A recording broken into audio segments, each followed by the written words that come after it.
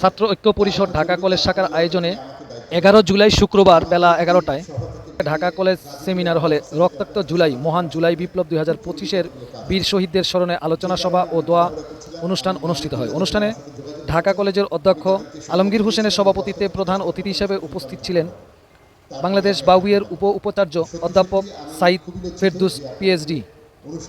বিশেষ অতিথি হিসাবে উপস্থিত ছিলেন বাউইয়ের ঢাকা কলেজের DN Ahmed Hossain, professor Zakir Hossain, professor Badrunnahar Chowdhury, Rafiqul Islam Badal Mridha, Shahabuddin পনুর সঞ্চালনা। আরও উপস্থিত ছিলেন ঢাকা কলেজের প্রাক্তন ও বর্তমান ছাত্র নিজান, আলিম, জাকির, হানিফ, বোরহান, সিয়াম, আমিম, আসাদ, সাদ্দাম, হাবিবুর রহমান ও মায়েরাচল সাহিত্য সামাজিক মৈত্রী পরিষদ এর প্রতিষ্ঠাতা সভাপতি সাংবাদিক হারুন অর রশিদ সাগর প্রমুখ। অনুষ্ঠানে বক্তারা জুলাই আন্দোলনের যত শহীদ আছে তাদের স্মরণে নীরবতা পালন করেন এবং দোয়া ও মিলাদ মাহফিলের মধ্য দিয়ে তাদের স্মরণে আলোচনা করেন এবং বর্তমান সরকারের কাছে শহীদদের বিচারের কঠিন দাবি করেন। দেখতে থাকুন, সাথেই থাকুন। MASP মাপস টিভির পাশেই থাকুন। সাথে আছি আমি হারুন অর রশিদ সাগর। সবাই ভালো থাকুন। রাজনীতিবিদরা সেই পুরনো পন্থাই হাঁটছেন। যদি আমরা দেখি সেই টেন্ডারবাজি, ব্যাংক দখল, চ্যানেল দখল এসব আগের মতো চলতেই থাকবে, সেসব যদি চলতেই থাকে। যদি আমরা দেখি বিশ্ববিদ্যালয়ের ভাইস চ্যান্সেলররা আগের মতো সরকারের তল্পিবাহ করে থাকবেন। যদি আমরা দেখি যে সরকারের মন্ত্রী এবং উপদেষ্টারা নিজেদের আখের বোঝাবেন এবং গোষ্ঠী স্বার্থ নিশ্চিত করবেন, দলীয় স্বার্থ নিশ্চিত করবেন, দেশের ভালো করবেন না, তাহলে এত আত্মত্যাগ, এত প্রাণদান মিথ্যা হয়ে যাবে। সমস্ত কিছু মিথ্যা হয়ে যাবে, কোনো মানে হয় না। আমরা যে ছোট্ট বাচ্চাগুলোকে টার্গেট কিলিং করা হয়েছে, যে মানুষগুলোর চোখে টার্গেট করে গুলি করা হয়েছে, যাদেরকে এবং সেগুলি যারা করেছে তাদেরকে আমরা এখন পর্যন্ত বিচারের আওতায় আনতে পারিনি।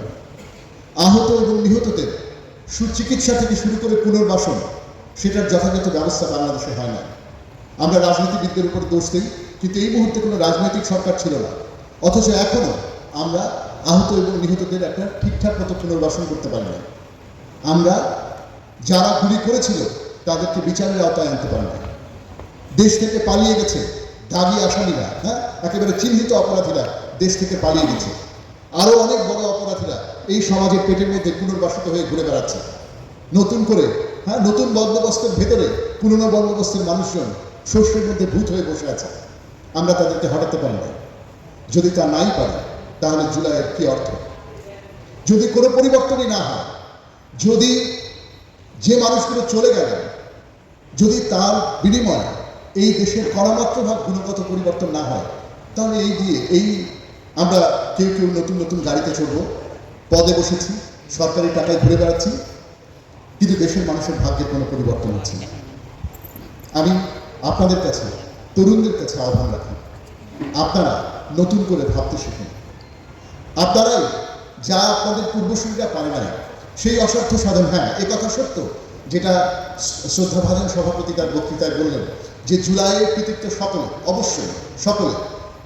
এই দেশের প্রত্যেকটা রাজনৈতিক দল যারা কিনা এই অপশাসনের বিরুদ্ধে মাঠে নেমেছে, লড়াই করেছে, 15 বছর জেল, জুলুম, হত্যা, খুন, কিংবা নিপীড়নের শিকার হয়েছে, তাদের কৃতিত্ব আছে। কিন্তু এ কথা তো মানতেই হবে যে বাঁধের গায়ে পেরেকটা ঠুকেছিল শেষ মুহূর্তে ছাত্র জনতা। এ কথা তো মানতেই হবে যে কফিনে, শেখ হাসিনার কফিনে শেষ পেরেক ঠুকেছিল ছাত্র জনতার আন্দোলন। আমি সেই ছাত্র জনতার কাছে আর্জি করি, আপনাদের কাছে আর্জি করি, শিক্ষার্থীদের কাছে আর্জি করি, আপনারা নতুন করে ভাবতে শিখুন। পুরনো বন্দোবস্তে দেশটাকে গড়াতে দিয়েন না। আপনার বিশ্ববিদ্যালয়কে, আপনার প্রতিষ্ঠানকে, আপনার বাড়ির লোককে এই যে তদবিরের সংস্কৃতি দেশ থেকে তাড়ান, বন্ধ করুন। সত্যিকার অর্থে দেশ গঠনের জন্য আমরা যেন ভূমিকা রাখতে পারি, আমরা যেন অপরাধীদেরকে বিচারের আওতায় আনতে পারি। এক, সেনাবাহিনীর বা যৌথ বাহিনী বা DGFI এর তত্ত্বাবধানে যে আয়নাঘর, সেই আয়নাঘরকে সামনে আনতে কত মাস লেগেছে। তারপরে সেই আয়নাঘর যখন সাংবাদিকদের জন্য খোলা হলো, তখন সেই আয়নাঘর ছিল রং করা আয়নাঘর, সাজানো আয়নাঘর। প্রকৃত আয়নাঘরকে সামনে আনতে কতদিন লাগলো? যদি জুলাইয়ের পরে এতদূর পর্যন্ত সময় লেগে যায়, যদি এখন পর্যন্ত সত্যিকার অর্থে বিচার না হয়, মনে রাখবেন আমরা ন্যায্যতা চাই, আমরা ন্যায় চাই, আমরা প্রতিহিংসা চাই না। শেখ হাসিনা প্রতিহিংসা পরায়ণ ছিলেন, আমরা প্রতিহিংসা চাই না, কিন্তু আমরা বিচার চাই। আমরা রক্তের বদলে রক্ত চাই না, আমরা বিচার চাই। বাংলাদেশের মানুষ কেন তাদের ভাগ্য, বাংলাদেশের মানুষ অনেক পরিশ্রম, এই পরিশ্রমের বিনিময়ে তাদের জীবনের যে ন্যূনতম প্রাপ্য, নাগরিক হিসেবে যেটুকু তাদের ন্যূনতম অধিকার, এটুকু যেন তারা পান। আসুন, এই সব আনুষ্ঠানিকতা, রিচুয়াল, এগুলো গুরুত্বপূর্ণ, এর চাইতে অনেক গুরুত্বপূর্ণ জীবনের আদর্শটাকে ধারণ করা। আপনারা মাঠে নেমেছিলেন, ওই মুহূর্তে যে ঐক্য, যে সহনশীলতা, যে দৃঢ়তা নিয়ে আপনি দাঁড়িয়েছিলেন, মনে রাখবেন ওইটাই সত্যি। ওই ঐক্য, ওই সহনশীলতা, ওই দৃঢ়তা। আজকে শেখ হাসিনার পতন হয়ে গেছে, আজকে আমরা কৃতিত্ব ভাগাভাগি করতে ব্যস্ত, আজকে আমরা ক্ষমতায় কে আগে যাব সেটা নিশ্চিত করার জন্য ব্যস্ত। গুরুত্বপূর্ণ হচ্ছে সকলের মিলেই এই দেশ। আমি কেবল মুসলমান, আমি সংখ্যাগরিষ্ঠ, আমার কথা শেখ হাসিনার আমলে শোনা হয়নি, কাজেই এখন আমার কথা শুনতে হবে।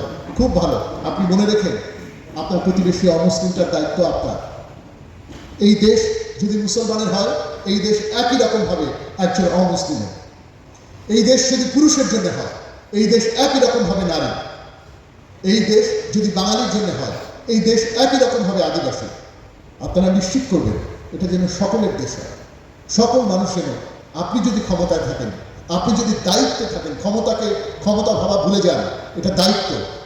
কান্ডারি বলে ভেবেছে মানুষ সন্তান মরবা গিরি সংকট গুরু পর্যায়ে পশ্চাৎপদ যাত্রীর বন্ধুগণ, সম্মানিত উপস্থিতি, আমি কৃতজ্ঞ চিত্তে স্মরণ করছি ছাত্র জনতার সেই অনুসন্তানদের যাদের আত্মত্যাগ। যেতাম, তো আমি একদিন যাওয়ার পরে আমাকে একজন ফোন দিয়েছে, ফোন দিয়ে অপর প্রান্ত থেকে বলছে যে আপনি কি উন্মুক্ত বিশ্ববিদ্যালয়ের অফিসার? আমি বললাম যে হ্যাঁ, আমি উন্মুক্ত বিশ্ববিদ্যালয়ের অফিসার। এই কথাটা আমি যার কাছ থেকে মাছ কিনতেছিলাম সে শুনছে, সে শুনে বেচা কেনা বন্ধ করে স্যার আপনি কি উন্মুক্ত বিশ্ববিদ্যালয়ের অফিসার? আমি বললাম যে হ্যাঁ। স্যার আমি উন্মুক্ত বিশ্ববিদ্যালয়ে আমার ছেলে পড়াবই, আমার ছেলেটা মেট্রিক ফেল করছে, এরপরে লেখাপড়া করতে চায় না, আমার সঙ্গে কাজ করে, স্কুলে যাইতে চায় না। মানে সে উন্মুক্ত বিশ্ববিদ্যালয়ের নাম শুনেছে, কোথায় কেমনি পড়াশোনা করতে হবে জানতো না। পরে আমি আমার ফোন নাম্বার তারা দিয়ে আসলাম, তারপরে সে তার ছেলে নিয়ে আমার অফিসে আসে, আমি ভর্তি করালাম। আমার অফিসে আসার পরে সে কান্না করতেছিল, আনন্দাশ্রু ছিল আর কি, যে সে মানে এরকম অসংখ্য উদাহরণ দিতে পারবো। মানে আমি ওই ফোনটা পেয়ে তারা শোনানোর জন্য আর বলি নেই, তখন আমি বলছি এইটুকু।